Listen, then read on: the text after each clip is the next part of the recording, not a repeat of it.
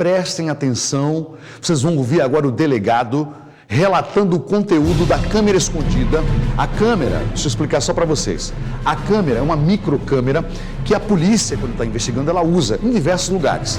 Eu não vou falar, provavelmente o delegado vai dizer, eu acho que não deveria dizer onde é que fica. Mas, essa câmera registrou, gravou, captou os últimos minutos de vida dos dois policiais. Tudo está lá, imagem e áudio. Eles foram executados na Grota São Luís. Batista Filho, conversa com o delegado e todos os detalhes agora, direto. Pois é, Siqueira, nós estamos aqui no gabinete do delegado José Carlos André dos Santos, que é o coordenador da homicídio. O doutor Zé Carlos é quem está incumbido de apurar o assassinato dos dois militares, do cabo Alisson e do soldado Passos, ocorrido na semana passada. Nós vamos conversar com ele agora sobre o que foi apurado até agora, mas de antemão eu digo para vocês, uma câmera do tamanho de um chaveiro.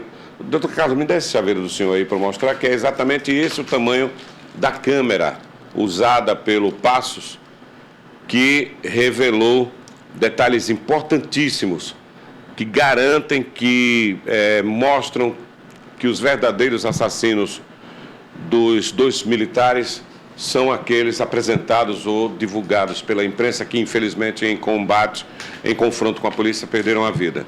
Doutor Zé Carlos, esse equipamento que a polícia encontrou, ele é muito importante para elucidar de vez, para tirar qualquer tipo de dúvida em relação aos matadores dos dois militares, não é? É importante tanto para definição da autoria, para indicar quem eram os autores, se os autores realmente eram aquelas pessoas que apareciam numa imagem 5, 6 minutos depois fugindo, em roda de fuga, e esclareceu também a dinâmica do fato, como ocorreu a abordagem, quem falou com quem abordou quem, foi importantíssimo nisso. O senhor acabou de dizer para a gente agora que tem receio de divulgar essas imagens porque elas são muito fortes, inclusive no momento exato em que os policiais são executados. O que o senhor pode divulgar da fala entre os policiais e os seus matadores naquele instante em que eles perderam a vida? As imagens não serão divulgadas pela Polícia Civil, de fato, pelo teor delas, né? Foi importante, o que tem nas imagens é o diálogo que aconteceu antes, né? Os policiais foram abordados por esses indivíduos que perguntaram quem eram os policiais, eles disseram que eram pedreiros, que iam trabalhar, e depois um deles pediu para ele virar as costas, vira as costas, o policial... Isso poderia ser uma tentativa de revista, né? É possível, o policial ainda tentou convencê-lo disso, não faça isso, eu não estou armado. E um dos indivíduos que foi reconhecido, segundo a irmã dele, como sendo o Leandro Matias, pedindo para o policial virar as costas, os policiais virarem as costas, e eles diziam que não estavam armados, que, enfim, mas nessa insistência de virar as costas, depois se houve os disparos de arma de fogo, né, dos indivíduos que atiraram contra os policiais. Seguramente eles não tiveram tempo de reagir. As imagens, na verdade, não filmam imagens em si. Ela era uma espécie de um chaveiro, ele filma o chão, filma acima, filma, enfim, não é uma imagem fixa, né? O que dá para a gente ouvir muito bem é o áudio, né?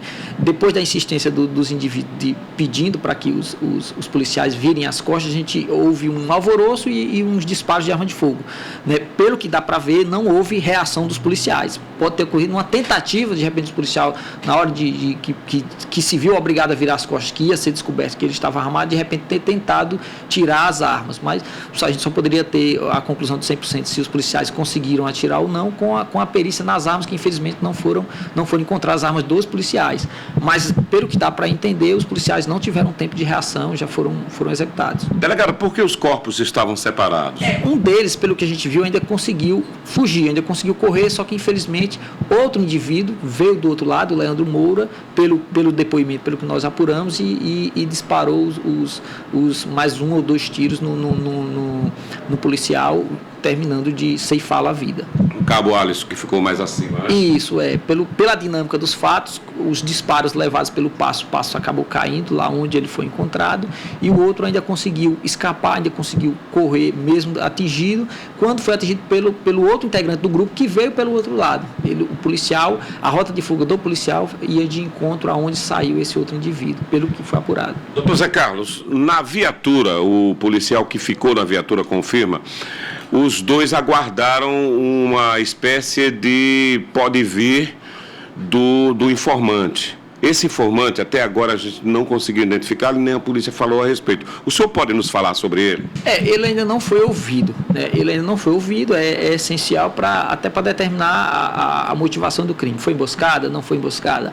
Pelo que a gente tem de depoimento da mulher de um deles e pelo que a gente viu até do áudio da conversa, o entendimento a priori é de que não foi uma emboscada, né? Que na verdade não está descartada essa opção, mas a priori a gente não trabalha como uma emboscada, a gente trabalha com a situação de que os policiais estavam fazendo levantamento e que os indivíduos, por serem bandidos mesmo, por serem traficantes da área, se sentiram ameaçados com a presença dos dois lá e tiraram-lhe a vida.